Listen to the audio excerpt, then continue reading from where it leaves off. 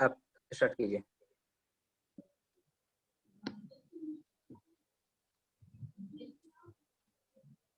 हाँ, तो हम लोग थे पिशाम, हमारी बात हो चुकी थी। हम सूत्र था हमारा जासी निप्रहण नाटक क्राथ पिशाम हिंसायाम।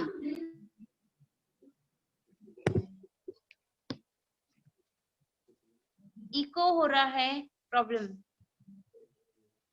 हाँ ठीक है, तो हमारा सूत्र है जासी निप्रहण नाटक क्राथ पिशाम हिंसायाम। ऐसे में हम लोगों ने क्राथ तक पढ़ लिया था जी जी। इको हो रहा है ना? अब उतना नहीं हो रहा है मैम, मैडम लेकिन अगर ठीक आपको है। लग रहा, मैडम सुनिए, अगर आपको लग रहा हो कि इको हो रहा है तो आप अपना पाठ जारी रखिए, आप अपना पाठ वैसे चालू रखिए, ठीक है, क्योंकि सभी को सुनाई दे रहा है। हाँ ठीक है, ठीक है। पहले की अपेक्षा मैम ठीक है, किसी की अगर कोई आवाज नहीं आ रही है तो उसके लिए बहुत कोई क्वेश्चन होगा तो पूछ सकते हैं कोई भी, और हम उसका एक सेशन रखते हैं ना, बाद में हफ्ते में एक सेशन रखते हैं। ठीक है, इस बार ये सेशन जो है थोड़ा मतलब ये पूरा हो जाता है उसके बाद रखा जाए क्वेश्चन वाला। आप जब चाहेंगे तब होगा, लेकिन अभी ये है कि बीच वाला सेशन जो बीच इसमें है, सेशन के बीच में कोई व्यवधान ना हो। ठीक है, ठीक है जी। तो हम चलते हैं अब पिश।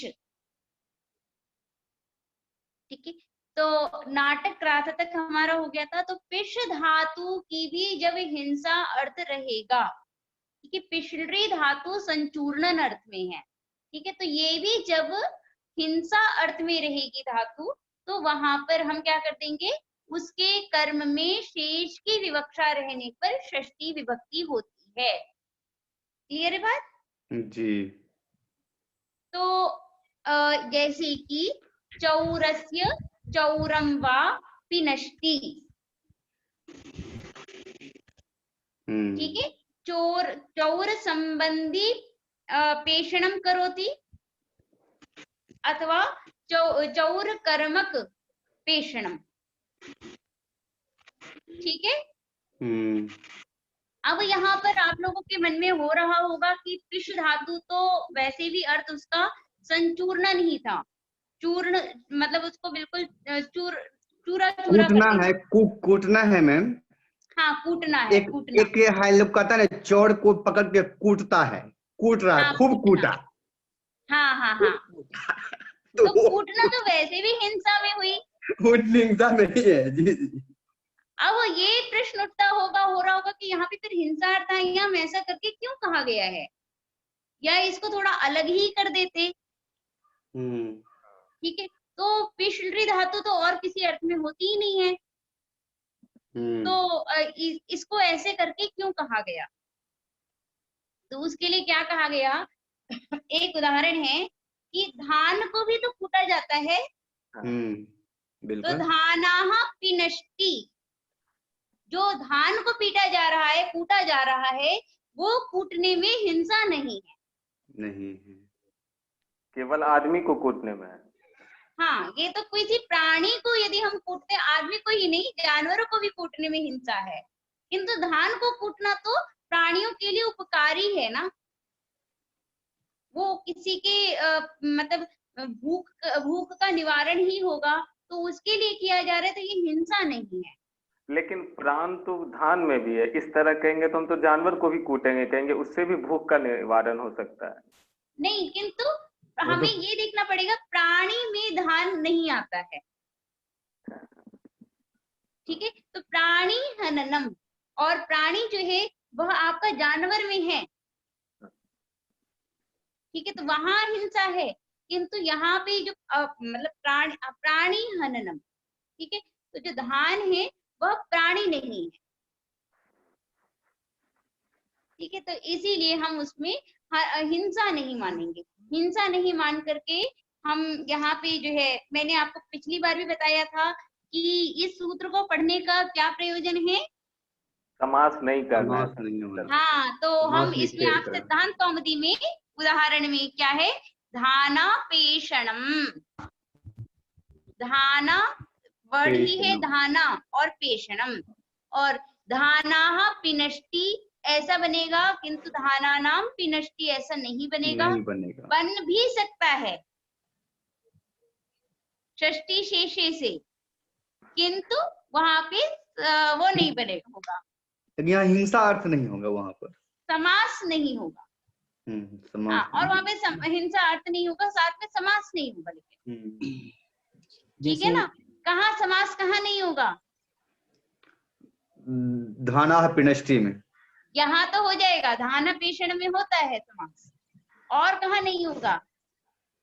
धाना पिनष्टि, धाना पिनष्टि या धाना पेषण में समास होगा, किंतु इससे जहां जहां आप षष्ठी कर रहे हैं वहां समास नहीं होगा। हाँ बिल्कुल बिल्कुल। ठीक है ना, जैसे मैं जैसे कि, हाँ बोलो, जैसे चौरस्य जासनम, तो चौर जासनम ऐसा प्रयोग नहीं कर सकते हैं आप। नहीं कर सकते हैं। ठीक है, क्योंकि यहाँ पे हम हिंसा अर्थ ले रहे हैं। तो इसलिए यदि आप समास पढ़ते हैं तो उसमें आपको ये भी पढ़ना आवश्यक होगा कि आपको पता होना चाहिए कहाँ आप षष्ठी समास कर ही नहीं सकते हैं। जैसे मैम एक उदाहरण है, आर्द्रकस्य पिनष्टि या मरीचिकायाः पिनष्टि। हाँ, तो ये यहाँ पे तो कोई दिक्कत नहीं है, यहाँ पे तो कोई हिंसा है नहीं। जी ठीक है, तो यहाँ पे उदाहरण में तो ठीक है, किंतु आर्द्रक पिनष्टि, आर्द्रक पेषणम बन जाएगा। यहाँ पर इस सूत्र से घट के बन जाएगा। हाँ हाँ, जहाँ पे हम हिंसा अर्थ लेंगे वहां नहीं बनेगा। जी ठीक, क्लियर हुई बात। जी आगे चलते हैं हम लोग। इस सूत्र में आपको कहीं पे भी कोई दिक्कत, समझ गया। तो आगे सूत्र है हमारा व्यवहारीपणोः समर्थयोः, व्यवहारीपणोः समर्थयोः।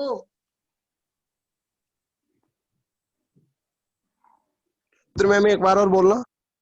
व्यवहारीपणोः समर्थयोः। व्यवहारी,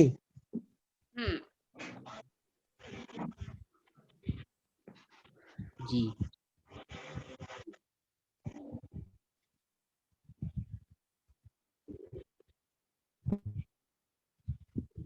ये देखिए 57 नंबर सूत्र,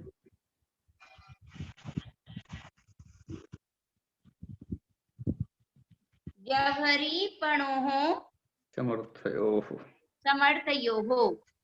तो जैसे मैं हमेशा ही पूछती हूँ, फिर से पूछ रही हूँ कि इसमें कितने पद हैं। दो पद है। हाँ, कौन कौन से। व्यवहारीपणो और समर्थयोः। व्यवहारीपणोः समर्थयोः, ये 2 पद हैं। ठीक है, और इसमें किस किस की अनुवृत्ति होगी। इसमें शेषे षष्ठी की और अधिगत देशाम कर्मणि। कर्मणि। ठीक है, तो अब क्या अर्थ बना हमारा। व्यवहारीपणोः समर्थयोः, आगे बोलिए। कर्मणि से षष्ठी स्यात्। हाँ, बिल्कुल सही। ठीक है, तो ये हमने इसका अर्थ समझा। तो अब हम सबसे पहले क्या कहा गया, समर्थयोः। समर्थयोः ये विशेषण है। कैसा व्यवहारीपणोः होना चाहिए, समर्थ होना चाहिए। तो समर्थ का मतलब क्या हुआ, तो यहाँ पे कौन सा समास है, बहुव्रीहि समास है। कौन सा समास है, बहुव्रीहि समास है। क्या अर्थ बन जाएगा, समौ अर्थौ ययोः। समान है अर्थ जिन 2 शब्दों के। ठीक है ना, समान है अर्थ जिनके, उनको हम कहते हैं समर्थयोः। समझ में आई कि नहीं? कौन कौन से ऐसे? तो व्यवरी, क्या कहा गया है? व्यवरी और पणोहो, ये दो धातु, व्यवहारी धातु और पण धातु, इन दोनों में जहां समान अर्थ हो वैसे में कर्म में शेष की विवक्षा होने पर षष्ठी होती है। थोड़ा अटपटा लग रहा होगा, समान अर्थ ये क्या है? हाँ। है ना? तो अब हम पहले तो इस धातुओं पे चलते हैं। व्यवहारी, व्यवहारी का मतलब क्या होता है? व्यवहार करना। व्यवहार मतलब व्यवहारती, हाँ, मतलब व्यवहार कर, व्यवहार मतलब अच्छे ढंग से आचार करता है, आचरण उसका कैसा है ये देखा जाता है ना। आचरती, व्यवहारती एक ही बात है, आप लोग देख ही नहीं है। गलत व्यवहार भी तो करता है, तो यहाँ तो दोनों अर्थ आ जाते हैं। आचरती, आचरणम, आचरण आचरण। है ना, तो आचार जैसा होगा वही व्यवहार है। ठीक है ना? अगला हम चलते हैं थोड़ा सा पण। पण का मतलब क्या होता है? पैसा। क्या? दो होता है। हाँ, पैसा भी होता है। पणक मतलब, हाँ, वहां पे भी अभी हम आने वाले हैं। एक होता है व्यवहार और दूसरा होता है स्तुति। क्या? स्तुति। धातु का जो दो अर्थ है, एक स्तुत्यर्थक है और दूसरी क्या है?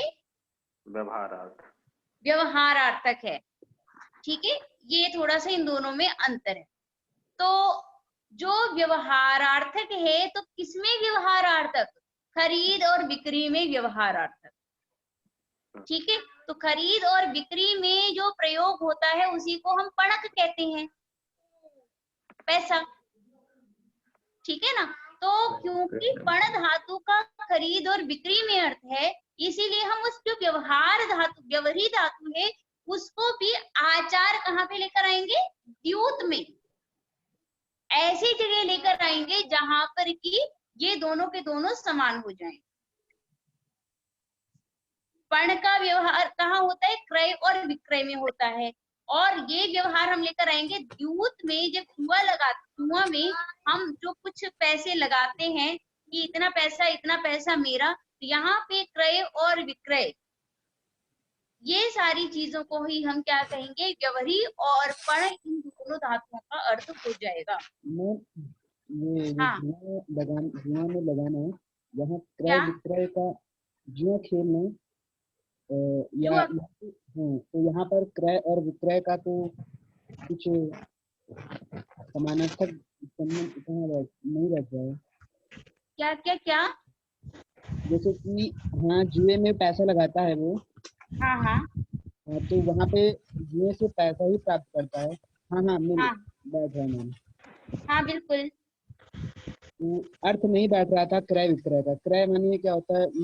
खरीदना बेचना। क्रय का मतलब खरीदना, सॉरी, क्रय का मतलब खरीदना, विक्रय मतलब बेचना। नहीं, यहाँ ठीक कह है? रहा है जो जुआ में कैसे हम क्रय विक्रय करेंगे, वहां तो केवल पैसा लगता अच्छा, है।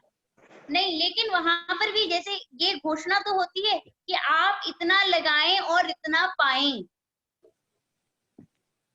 जी मैम, वहाँ ठीक पर है, भी व्यवहार ही तो हो रहा है। आप जब भी जाते हैं, मान लीजिए खास जो लकी ड्रॉज है, ये पूरे जुआ ही तो है, तो आप उसमें जैसे जो लोग भी शेयर चीज, में, कोई जैसे लोग खरीद और शेयर बिक्री तो खरीदते कर रहे हैं, हैं उसके अंदर भी। जैसे लोग शेयर खरीदते हैं।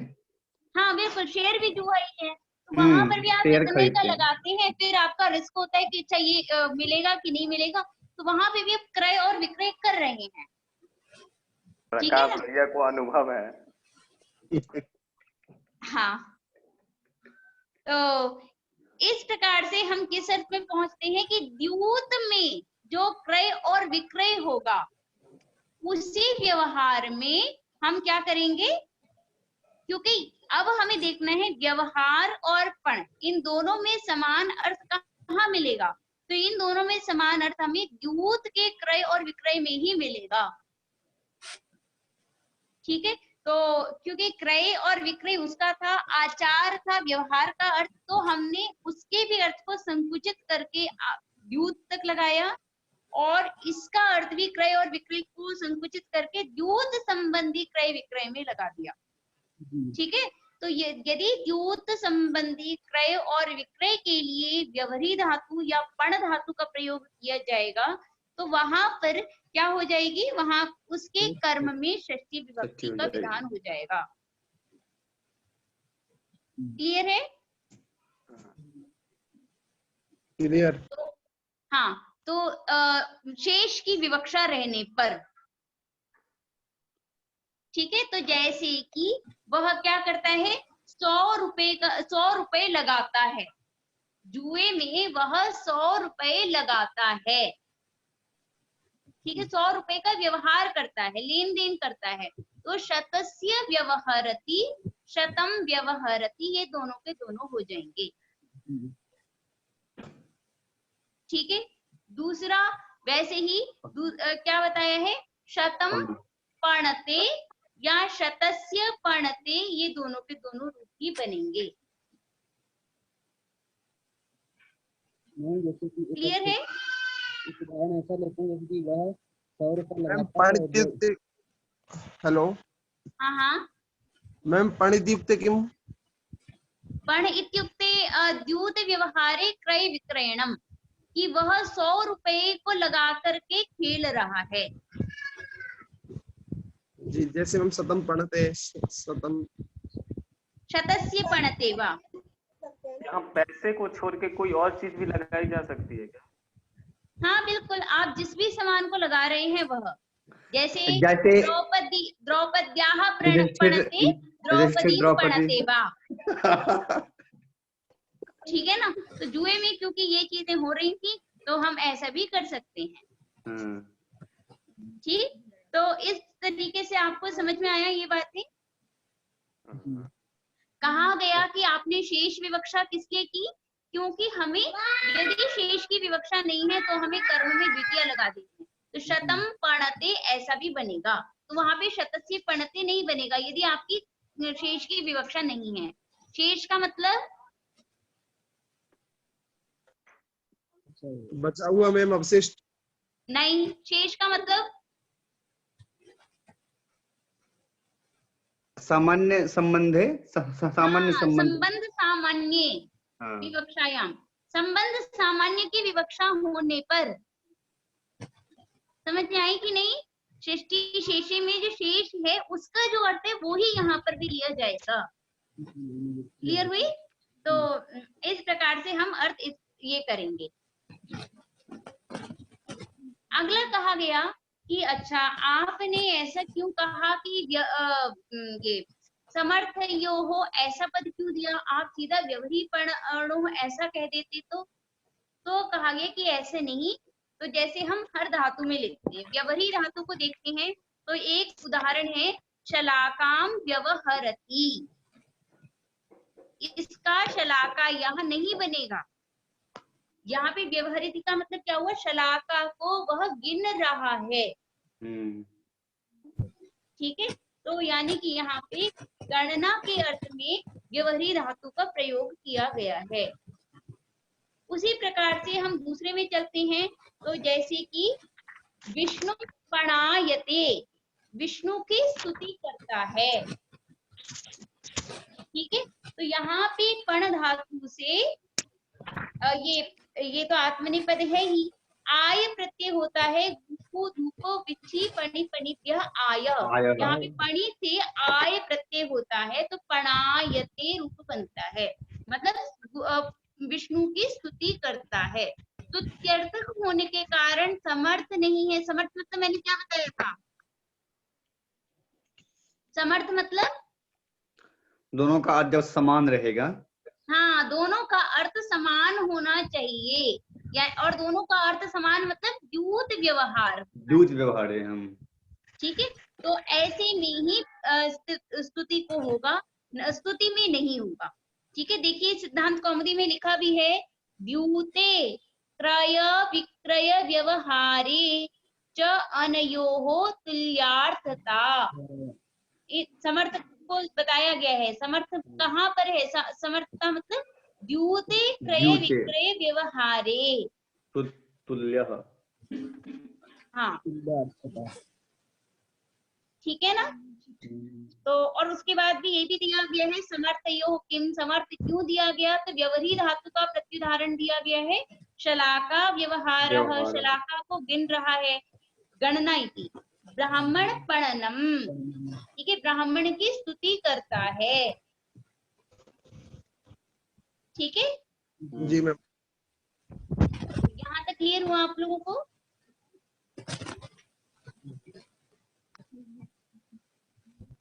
अगला सूत्र है हमारा दिवस तदर्थस्य, क्या कर, अगला पढ़ना है कि कल पढ़ना है? कल ही पढ़ाइएगा।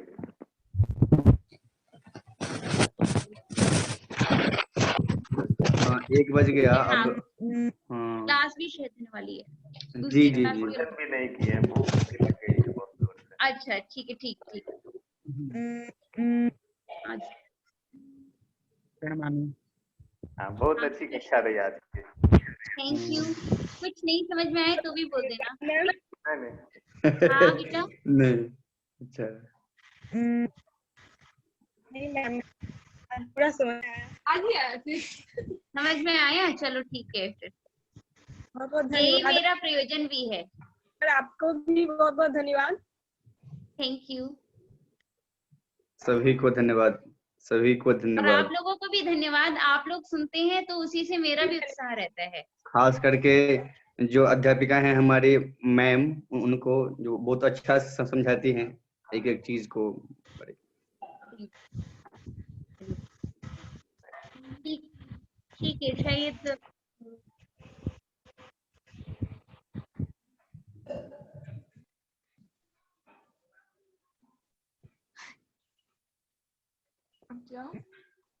हाँ ठीक है, आप लीव कर दीजिए, कोई दिक्कत नहीं, लीव कर लीजिए।